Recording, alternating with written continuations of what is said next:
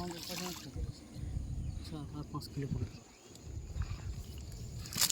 Boundary পাশে থাকবে কি ও সাইডটা লোক ঘুরে ঘুরতে খান করছে।